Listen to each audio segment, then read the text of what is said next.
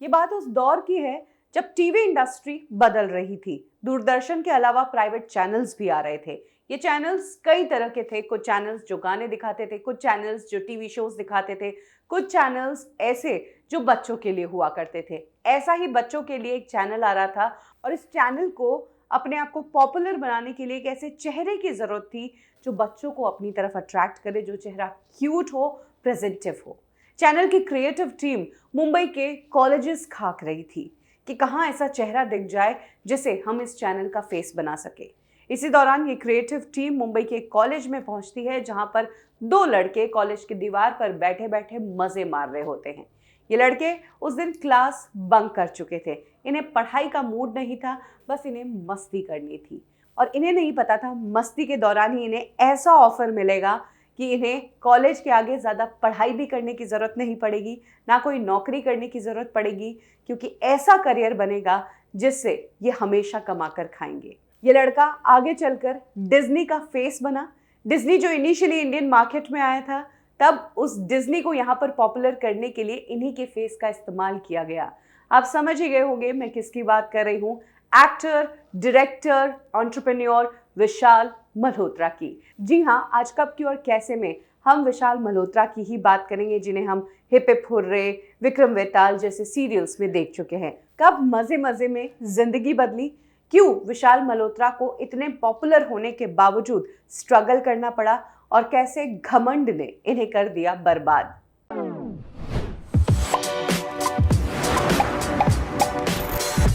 विशाल मल्होत्रा की किस्मत तो उनके कॉलेज टाइम में ही खुल गई थी। दोस्त के साथ बंक करने के लिए कॉलेज की बाउंड्री पर बैठे थे, तभी डिज्नी की क्रिएटिव टीम ने उन्हें स्पॉट किया और उन्हें ऑफर दे दिया। इसके बाद क्या था, विशाल मल्होत्रा डिज्नी का फेस बन गए।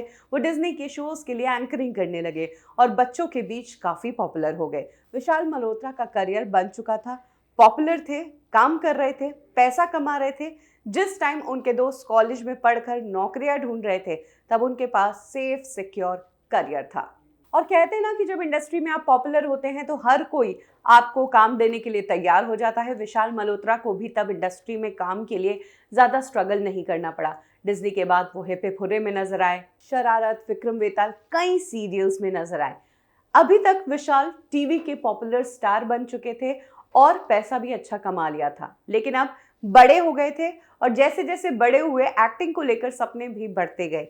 छोटे पर्दे पर बहुत काम कर लिया, अब सफर तय करना था बड़े पर्दे का। इसी दौरान विशाल के पिता, जो कि फिल्म इंडस्ट्री में सेट्स पर बैकग्राउंड लाइटिंग का काम करते हैं, उनकी मुलाकात हुई डायरेक्टर केन घोष से। केन घोष उस वक्त इश्क विश्क फिल्म बना रहे थे, शाहिद कपूर को कास्ट कर चुके थे और सेकंड लीड के तौर पर किसे लेना था ये डिसाइड कर चुके थे, लेकिन वो बंदा है कहाँ, उसका कांटेक्ट क्या है, वो जुगाड़ कर रहे थे। तभी विशाल के पिता केन घोष से मुलाकात करते हैं और इस मुलाकात में पहली बार अपने बेटे को पिच करते हैं। वो फोटो दिखाते हैं अपने बेटे की और कहते हैं कि इसके लिए कुछ काम हो तो बताइए। केन घोष उस फोटो को देखकर कहते हैं कि इसी लड़के को मैं ढूंढ रहा था, इसी को मैं अपनी इस फिल्म में कास्ट करना चाहता हूँ। और इस तरह से विशाल की एंट्री हुई शाहिद कपूर के साथ फिल्म इश्क विश्क में उनके दोस्त के रूप में। आगे चलकर विशाल ने कई ऐसी फिल्में की जिसमें उन्होंने दोस्त या सेकंड लीड के ही रोल्स निभाए, जैसे कि डोर और जन्नत। विशाल सालों तक इसी तरह की इंडस्ट्री में काम करते रहे, छोटे पर्दे से बड़े पर्दे पर आ चुके थे, बड़े पर्दे पर भी बड़े बड़े रोल्स कर रहे थे, लेकिन जो रोल्स थी उनकी क्वालिटी सेम थी, यानी कि वही दोस्त का रोल, वही वाले सीन्स, वही कुछ था, नया कुछ करने को नहीं मिल रहा था।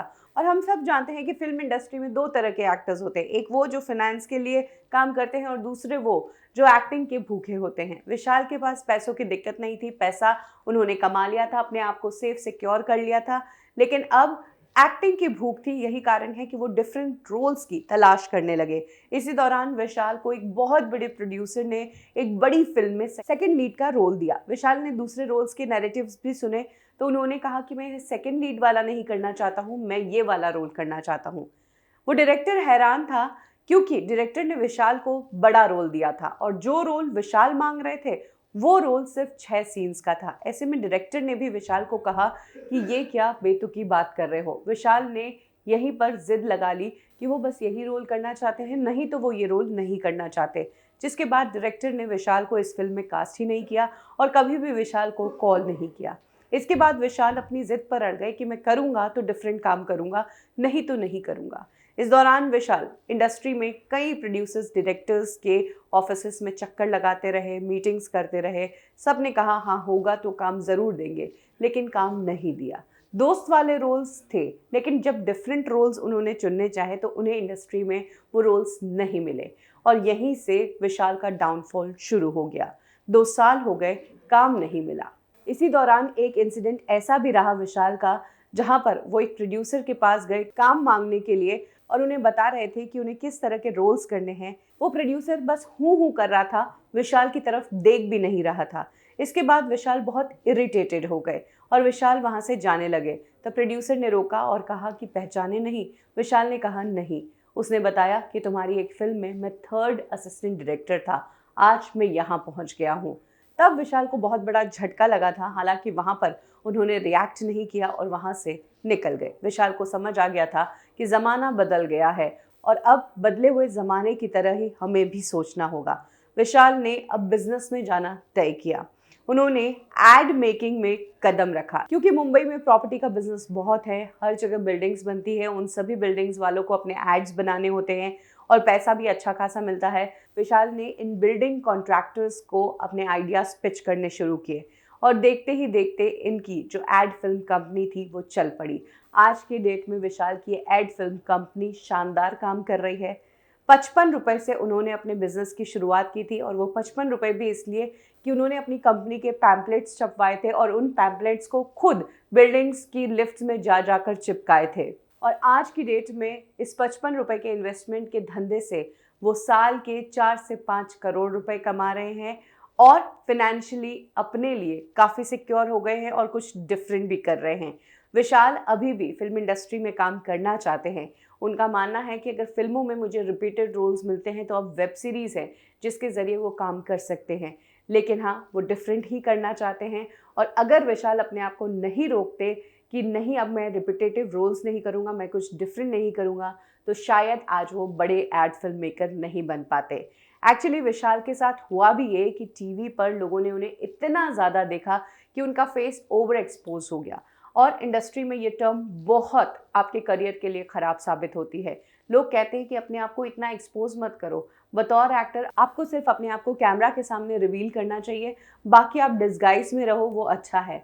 और विशाल के साथ हुआ यही। टीवी पर शोज़ में लोगों ने इतना देख चुके थे कि फिल्मों में वो आते तो कुछ नया इम्पैक्ट नहीं मिलता, इसीलिए फिल्म इंडस्ट्री के भी लोग उन्हें कुछ खास रोल्स ऑफर नहीं कर पाए।